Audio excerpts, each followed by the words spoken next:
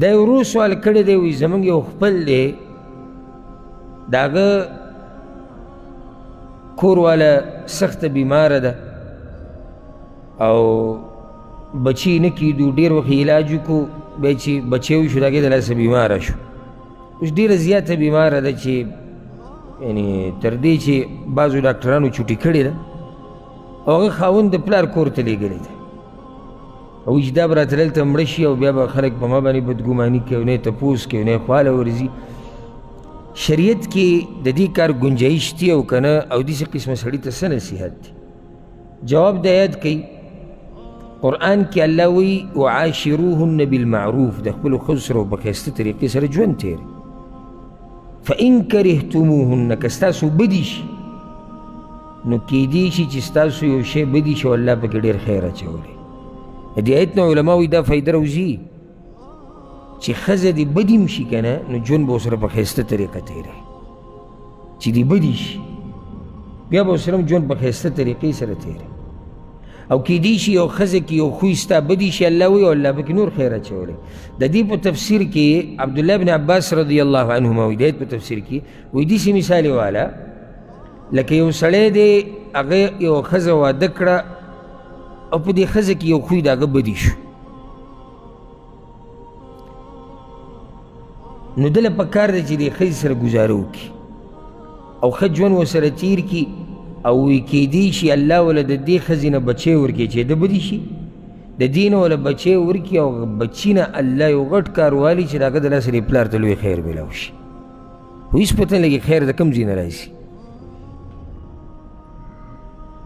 دا ښه ژوند تېرول د ښځې سره په دې کې دننه یو مسله دا راځي چې خاوند به په ښځه باندې خرچه کوي او د ښځې ډېر حقوق دي. او الحمدلله دې باب کې زما یو کتاب دی، هغه را پیدا کړئ، مطالعه کړئ. په هغې کې حقوق الزوجین د ښځې او د خاوند حقوق ټول بیان شوي تفصیلا. تکحیل العینین ببیان حقوق الزوجین. د ښځې په حقوقو کې په حقونو کې یو حق دی چې خاوند به پرې خرچه کړي. الله قرآن کې وعلى المولود له رزقهن وکسوتهن بالمعروف. او د چا دپاره چې بچی پیدا کړی شوی دی، چا دپاره چې پیدا کړی شوی دی هغه پلار دی که نه خاوند دی، په ده باندې لازم دی چې په دې ښځه باندې به خرچه کوي، رزق به وله پیدا کوي او جوړه جامه به وله کوي. په سورې بقره کې الله دا خبره ذکر کړې. نو خرچه کې دننه څه راځي؟ خوراک، څښاک، علاج او کور، د اوسېدو ځای، جوړه جامه، دا ټولې خبرې په دې کې دننه راځي. نو په خاوند لازم دي چې دی به د ښځې علاج کوي د خپل وس مطابق. الله سره لازم دی د وس مطابق. قرآن کې الله لا یکلف الله نفسا الا وسعها. الله یو نفس دومره بوج ږدي چې څومره اوچتولی شي. نو په خاوند لازم دی چې د ښځې به علاج کوي. دې کې ما ډېر لیدلي چې دې طرف ته سوچ نه وي، مړه ښه به شي او هېڅ خبره نه پکې راځي او دا ټولې ښځې دغه شان بیمارېږي او دی به پیسو له چې دی تارونه به تتاوي او بینکونو ته به اچي او ښځه دغه شان غریبه ناسته ده. دا کمزوري ده. دا ستا ذمهواري ده چې ته به د کمزوري انسان خیال ساتي او خیال ساتلو کې دی ته به د علاج کې په تا لازم دي. او ته د څه شي مشري؟ یعنې چې سړی راشي سینه ټپوي او برید تاوي راته وایي چې سړو له الله مشرتیا ورکړې ده. او الله قرآن کې وایي چې الرجال قوامون علی النساء، او دا خبره صحیح ده چې الله سړو له مشرتیا ورکړې ده. مشرتیا څه ته وایي؟ مشرتیا هم دې ته وایي چې د کشر به حفاظت کړي او د دې کشر به خیال ساتي. ته وچ په وچ ځان مشر کې خرچه به نه کوم، تپوس به نه کوم، کور کې د ما سره نه اوسېږي، خو زه څه یم؟ زه به ښځه مشر یم. څه شي مشرتیا ته ادا کړي؟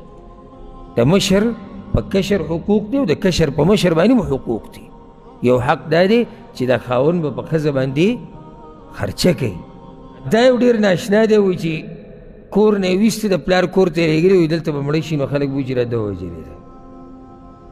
دا جهالت جمع جهالت، ظلمات بعضها فوق بعض، تیرې په تیرو له پاسه، یو بې خرچه نه کوم، علاج وله نه کوم او بیا دا چې کور کې وله ځای مه ورکوه. کور کې ښځه ځان سره ساتل دا د دې ښځې حق دی په خاوند باندې. دلیل پې ته زه وښیم. ګوره چې یو سړی راولګي ښځې له اولنی طلاق ورکړي یا دویم طلاق ورکړي، اولني او دویم نه بعد خو سړی ښځه راواپس کولی شي که نه. الله د دغه ښځو په باره کې وایي لا تخرجوهن من بیوتهن، دوی به ګورئ د دوی د کورونو نه وباسئ. یو خو فایده دا چې الله د خاوند کور ته د ښځې کور وي، ځکه چې ښځې ځای دقه دی. دویم چې طلاق شوده ښځه الله تا ته وایي چې د کور نه به یې نه وباسئ، دا چې طلاقه کړي دي نه ده دا به په کور کې نه اوسئ ځان سره. او قرآن کې الله بل ذکر وایي سورة الطلاق کې همدغه صورت کې اسکنوهن من حیث سکنتم من وجدکم، په کوم ځای کې چې تاسو اوسېږئ په هغه ځای کې به دا ښځې ځان سره ساتئ د خپل وس مطابق. په کوم ځای کې چې اوسېږئ ښځه به ځان سره ساتئ. او دلته دغو له منډه د پلار کور ته لېږلې دی، دلته به مړه شي. نو که مړه شي دی کور نه دی؟ د هغې کور د پلار کور دی که د خاوند دا کور دی؟ د خاوند کور دی. او چې سړی نو هغه دا خبره کوي چې زما د ښځې د دې کور نه به جنازه وځي، بس دا د دې کور ده. اوس د دې ځای نه همیشه دپاره وته هغه صرف جنازه ده چې جنازې کړ د دې وځي. نو دا کس سراسر ظلم کې واقع دی، سراسر ظلم کې. خرچه نه کول په ښځه ظلم دی، پلار کور ته د هغې لېږل دا ظلم دی. او حدیث کې رسول صلی الله علیه وسلم وایي، امام ترمذي له حدیث راوړی دی، خیرکم لأهله وانا خیرکم لأهلي. په تاسو کې غوره کس هغه دی چې د خپل کور والو دپاره غوره دی، او زه ګورې د خپل کور والو دپاره په ټولو کې غوره یم. دا غوره سړی دی چې د خپلې بیبي سره غوره وي ښایي او د خپلو بچو سره.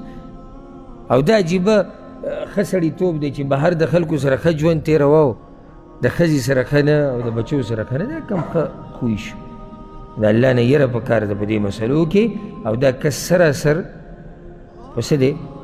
په غلطه باندې دی.